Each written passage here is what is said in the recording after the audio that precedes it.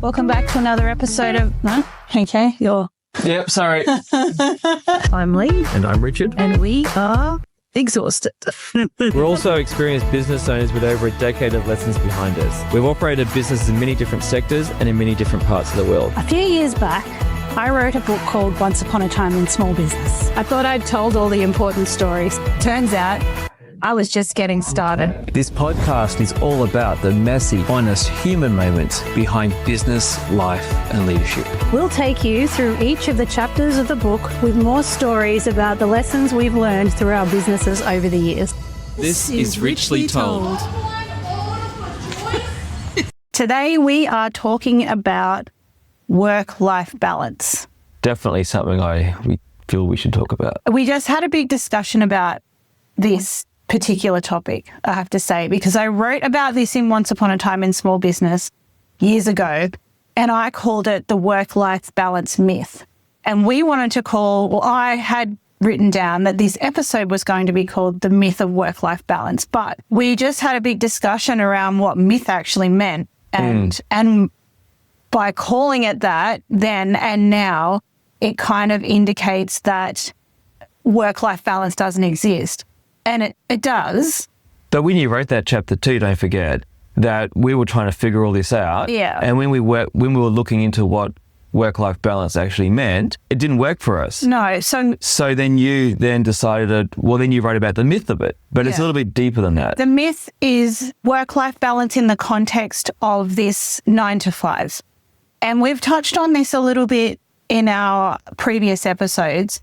In the programming that we go through, particularly in Australia, about growing up, getting your job, working 9 to 5, having your family, you come home from work and switch off and do family stuff. And I do want to reinforce that if that is a life that you aspire to have or you do have and you're happy, then that is perfectly okay and fantastic. But it's not one that Richard or I function in very well. Well, it's more that there's no blueprint to it. So when we first got into business, I've always been an avid consumer of content, business-related content. I love it. At the time, I was following a bunch of influencers and women in business, and I'm going to say that this idea, I feel, is relevant to everyone, but I feel like it's particularly marketed towards women in business. Oh, absolutely. You did your work during the day, then you switched off and you were a mum at night, and everyone on Instagram was holding it down, and I was failing really, really badly. I was struggling so badly with all these rules about when I could look at emails, when I could answer my phone. That was crazy. The structure that they were telling us you were trying to introduce was, work finished by 5. Sometimes I had a phone call come in at 5. So what do I do then? Yeah. And then because it was all based around work finishing at 5, then the rest of the night all got thrown out. But I still had to look after customers. Like, it was the rigidity of the whole thing was where it didn't work for us. Yeah. And I mean, and further to that, being a creative, I'm not a daytime person. I function really well in the night. I get a lot of great ideas in the night, and I love working at night. And I would get to the night and I'd be wanting to work, but I wouldn't, because I'd have it in my head that, no, this is downtime. This is the time that I should be having downtime. And I was forcing myself into this situation where I was making myself have downtime, but it was stressing me out more. That's essentially what I wrote about when I talk about the myth being the structure. Yeah. The myth being that there's a magic formula. The last few years, particularly with you traveling and with you doing business in other countries, I'm starting to see more and more how balance is better. I don't know. Is the word balance? I was going to say the word balance is a problem for me as well, because but balance means equal. So if you're going to use the term balance, then it means that you have to put in equal amount of hours into your work and equal amount of hours into your day life or your regular life, but that's not possible either. You just don't, it doesn't make any sense. I think what the whole work-life balance means, honestly, is don't just work yourself to death. Don't just focus on work. You still have a family, you still have children, you still have activities, you still have interests and things outside of work. I think that is what people are trying to say. But to balance that in terms of hours is incorrect. Well, yeah, you're never going to have balance. You're always going to naturally have something that's pulling you in a certain direction. Yeah. But those structured things that people talked about that we watched or listened to or read about, a decade ago, they were literally saying that you had to have this many hours in your work life and you had to have this many hours in your day life or your regular life. And there was a clock. There was literally, 5 o'clock, phones get turned off. Yeah. Okay, well, I think we tried that once. And then the next day, on that one time we tried it, the next day, I had a customer had been trying to call us 5 because the whole thing had gone down. Their whole business had gone down. It was an absolute mess because we put this rule in. Yeah. And then we realized really bad, it was bad.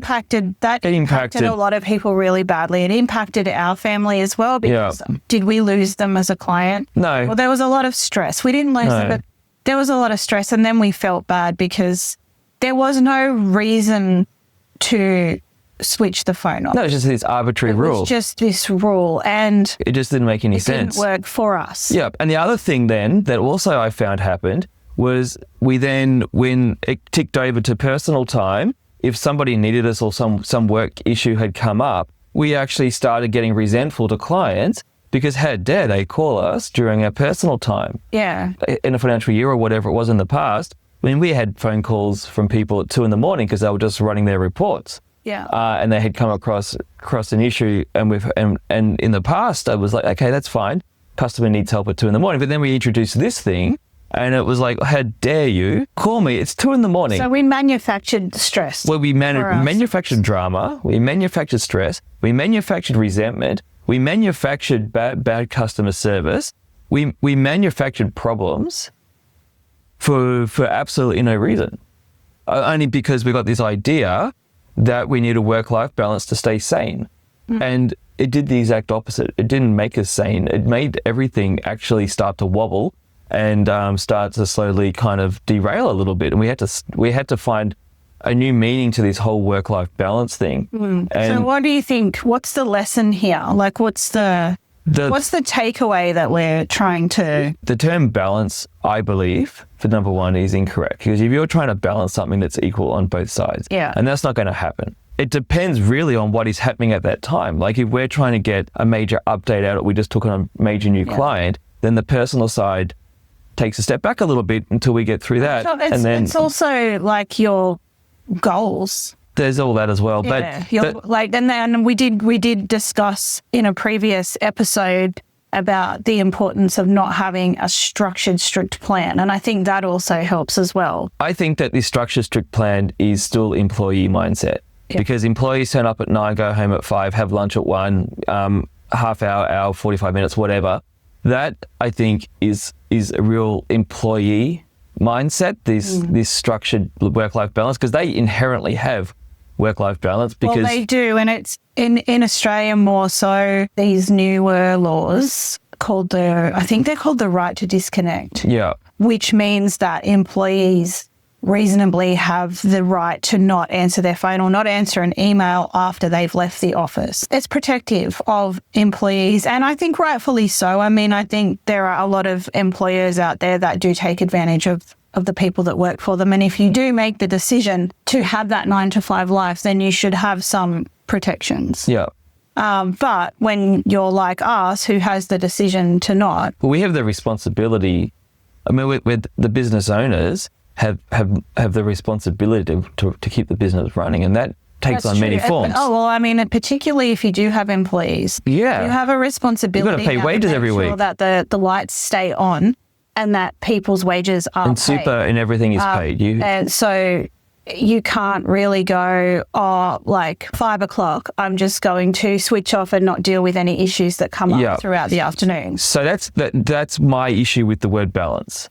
Because as business owners, you shouldn't be seeking balance. You should be making sure that everything's done, basically, that everything is squared away.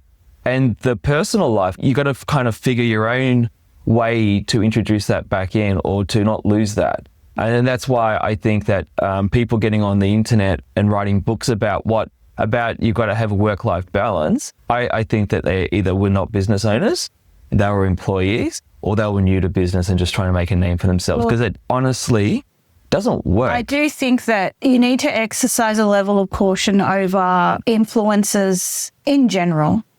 Us included. Particularly in business.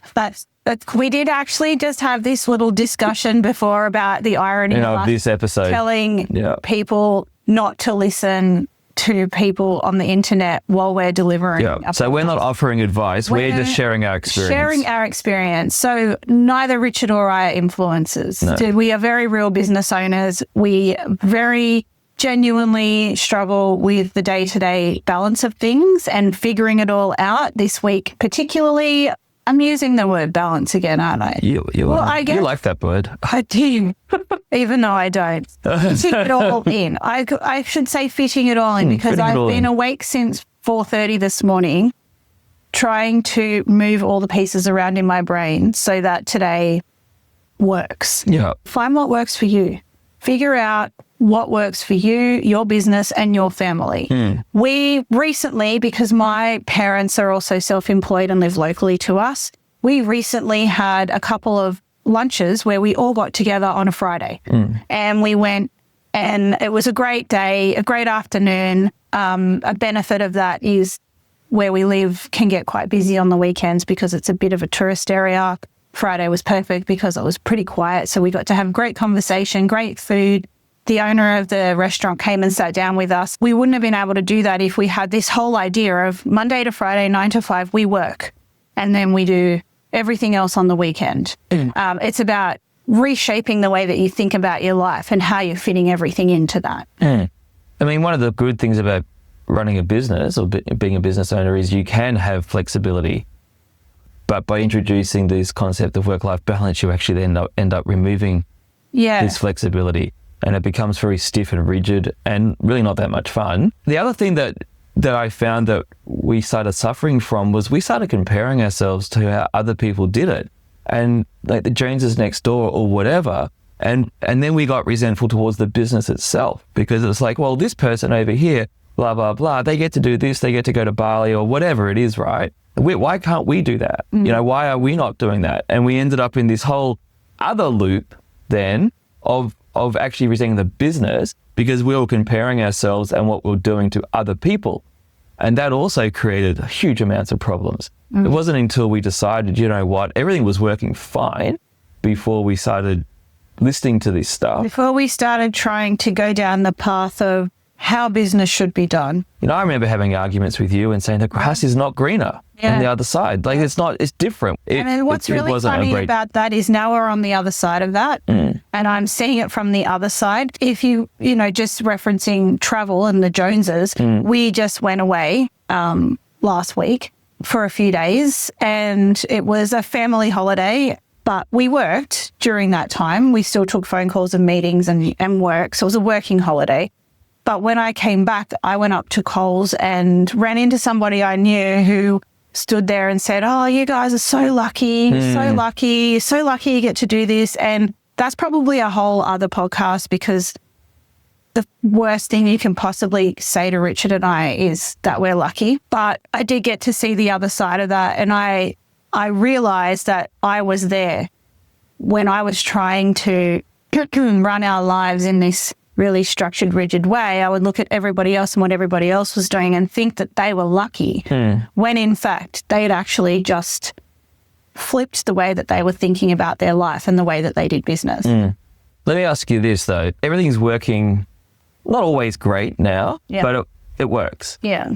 How did we come across the formula, do you think, to make it all kind of work? Because if you actually, because we didn't think about it. No. It naturally finds it naturally settles. Just find a rhythm, I think. It just naturally settles. It just works itself out. That's why I think that it can be a bit dangerous. Yeah. Just let it settle. Just let it, you find the rhythm and you find your feet. And we were on that track. Then we got completely derailed, and then we had to come back to it. I'm a huge fan of intuitive business. there is a place for coaches and there's a place for business education. A few years ago, I went and did my MBA at uni, which was a fantastic experience, and I took away a great deal from that. But there's no one single way to run a business. And that's what I said at the start. There's no blueprint. And, added to this is that Richard and I run these businesses together. So it's not just one person making decisions and running it and living the life. It's two sometimes headbutting personalities. There's no one can tell us how to do it. People can help us and guide us. But at the end of the day, you are the one that makes the decision about how you run your life. There is no right, there is no wrong. There is only what works for you. I think that the key takeaway from this episode really is, if it's already working for you, but it's not quite what the internet says or how other people say it's meant to look like, ignore them. Don't get into that loop where you're comparing yourself or listening to other people about, oh, that's not the way you should do it, this is the way you should do it. I think that's, if it's already working, there's nothing to change. I would also like to add to that, if it's not working, if your business isn't growing, if you're finding that your to-do list is not shrinking, if you're frustrated with the quality of output of work that you're doing and you're stuck in that balance of only working during the day, during the business hours, rethink the way you work. Well, we do a lot of our work at night because it's peaceful. The kids are asleep. Customers are mostly asleep. Not anymore. Not anymore, because now I've got to deal with overseas. But used to anyway. Shake it up. Work nights. Shake it up. Work nights. Go back to work. I mean, we had a discussion with somebody recently who was wanting to grow their business and couldn't understand why the business wasn't growing. And then Richard just said, maybe you need to do some work at night. Like, once your kids go back to bed, pull your laptop back out. And it was kind of like a light bulb moment for that person. They'd not actually considered that rather than sitting down and watching Netflix and chilling before they went to bed, that they could actually get their laptop out. And quite honestly, I do both. A lot of times I will chuck Netflix on and I'll have my laptop and I'm doing my work while the Netflix is playing in the background. But it's such a simple thing. And you could be missing out on your times of peak performance because you've got it in your mind that it's dark and I'm going to go sit on the couch and this is what I have to do at nighttime. This is the way it works. Start doing adjustments and just test and measure, adjust and just go, okay, well, that had a positive influence. No, that one, that did not go the way we wanted, but you find your rhythm, it settles, and that becomes your life-work balance, I guess. So to wrap up, slightly like this maybe, but there's no myth of work-life balance. There is work-life balance, but it just doesn't look like this. Sometimes it looks like that. Sometimes it looks like that. It could look like that. It never looks like it does like on the internet. It never looks like how anybody else's does, and it never looks like a beautifully curated feed. Sometimes it can look like drive-through food at nighttime. Sometimes it can look like your washing didn't get done this week. You just got to do what you got to do to get things done. So with that, I am going to finish up by reading from Once Upon a Time in Small Business. Stop comparing. Stay focused on your journey. Balance is bullshit. Finding it, maintaining it. Stop looking because it doesn't exist. Success is in the eye of the beholder, and your life is what you decide to make of it.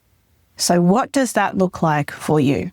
In the next episode, we're going to jump onto the topic of mental health, and that's because that's come out of a few things that have happened this week. One, particularly, we sat down to record this episode yesterday and turned the camera on and started talking, and then we had to turn the camera off, and it ended up being a big mental health check-in for me.